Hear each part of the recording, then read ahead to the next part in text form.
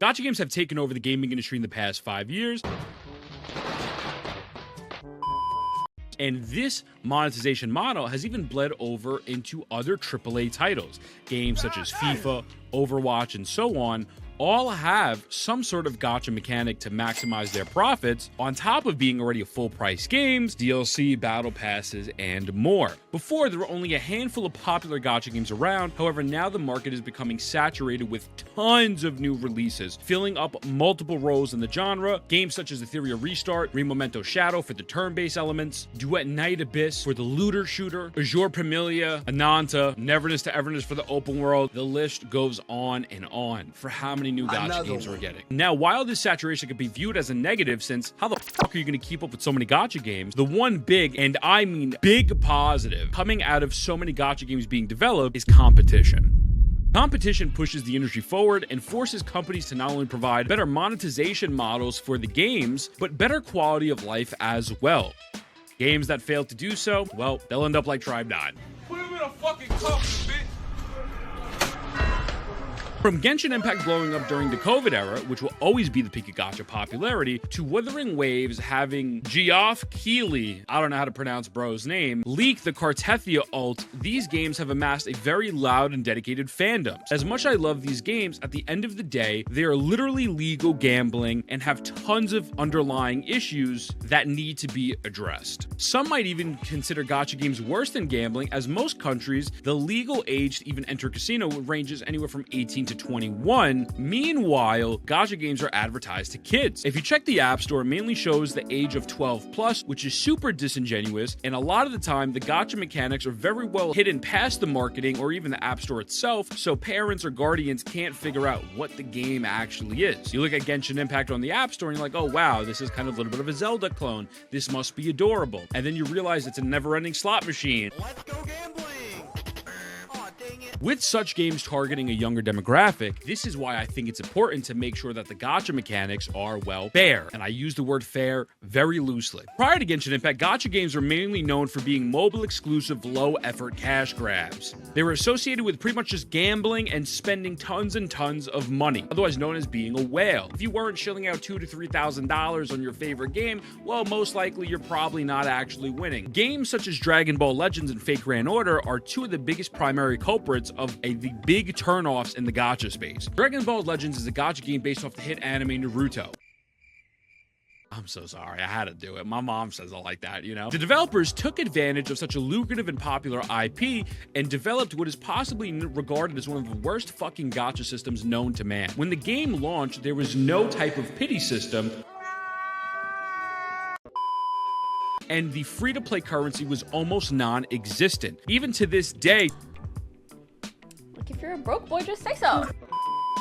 to my understanding, is that Ultra character banners have no pity. Fate Grand Order is another game very similar to DBL, which launched without a pity system. Finally, years later, they have decided to create a pity system. Round of applause, boys. Thank you so much. The pity's 330 and it doesn't carry over to the next banner. What the fuck is this? I mean, we even had Tuhu discussing spending thousands of dollars to get jack shit. So reasons for a system like this, well, to make money. And people are going to spend insane amount of money on gacha games like these since it includes some of their favorite characters from their favorite pieces of media. That's where Genshin Impact comes in. They were able to redefine the public perception and gameplay loop of these games and not just be stuck in the box of shitty mobile games. However, they failed on the gacha system and it was still just a pile of shit, just covered in sprinkles. And I fucking hate sprinkles. I pulled a chi-chi.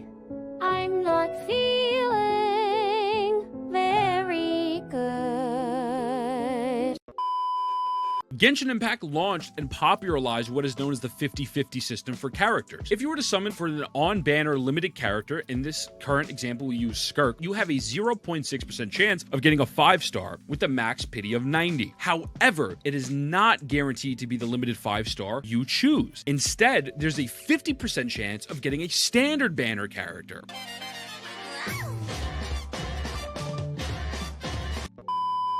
It always feels horrible when you grind countless amount of hours exploring, doing endgame content, or even using your hard-earned money, and well, you see some fucking rat on your screen that you don't want, and you're like, who the fuck are you? You check their meta relevance, and it's none. Also, the old VA was a piece of shit, so that doesn't help either. In some ways, the weapon banner in Genshin was even worse. On launch, the way it works is there was a 75% chance of getting 1 out of the 2 limited weapons on said weapon banner, and a 25% chance to get a standard weapon. Well, the massive problem comes in where there's no guarantee which weapon you would get out of the 2 limited selections. So for example, let's say you have Wolf Gravestone and Staff of Homa both on the banner, and you decide you actually win your chances of getting a limited weapon. It's not the one you want. You could hypothetically wind up with 1,000 Wolf Gravestones and 0 Staff of Homas. It's not a hypothetical, it happened. Thanks, Tectone. After the Tectone incident, Hoyoverse added a 2 fate point system in 2021.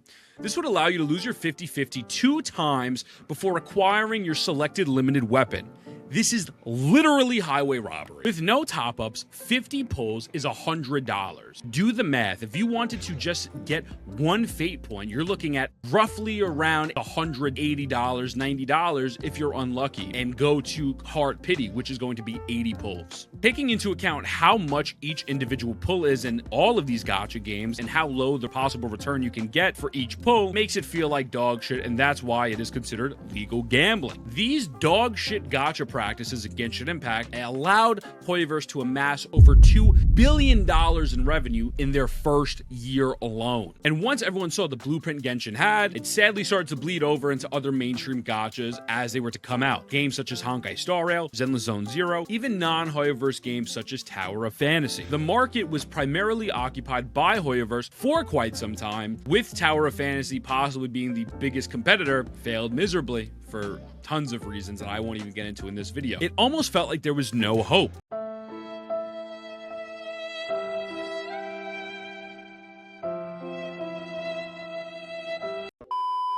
We are stuck with a dogshit 50-50 system, non-guaranteed weapon banners, and then Wuthering Waves came out. Wuthering Waves, although it has a 50-50 character system, had a pity of 80 instead of 90, and allowed you to purchase up to 2 constellations from the shop for each limited character. Get this, a guaranteed 5-star weapon banner.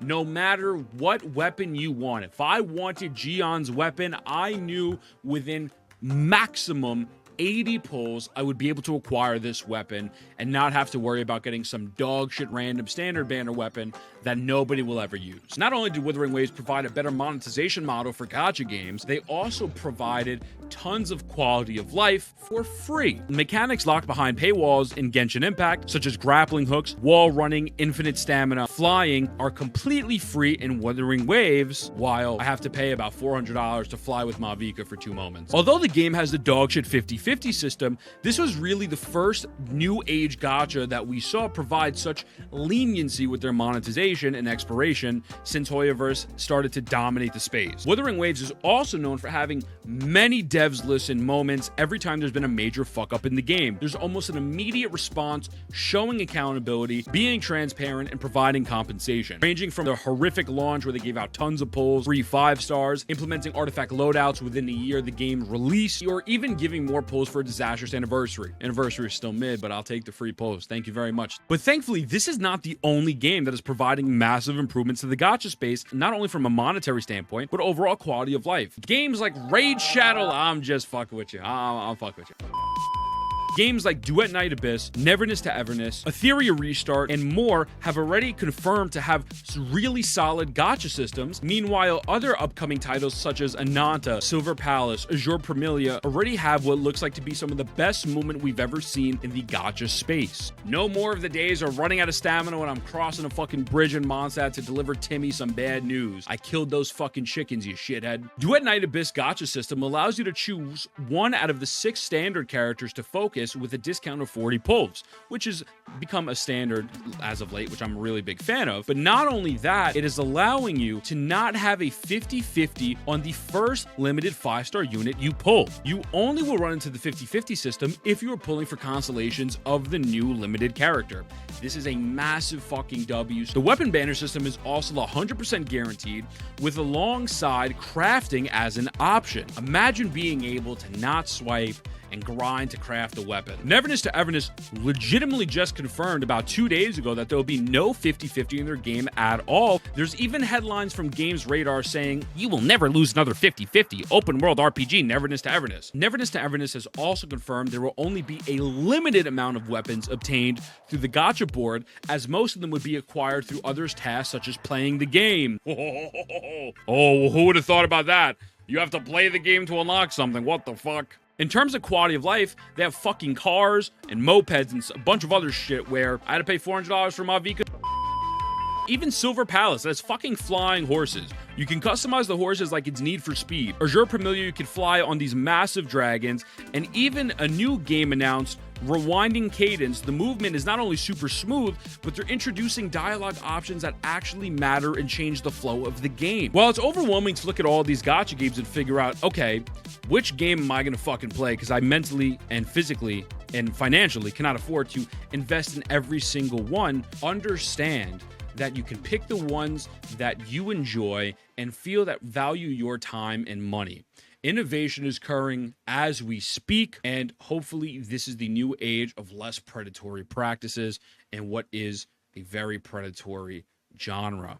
With that being said, I love you. Mwah. I'll see you in the next one.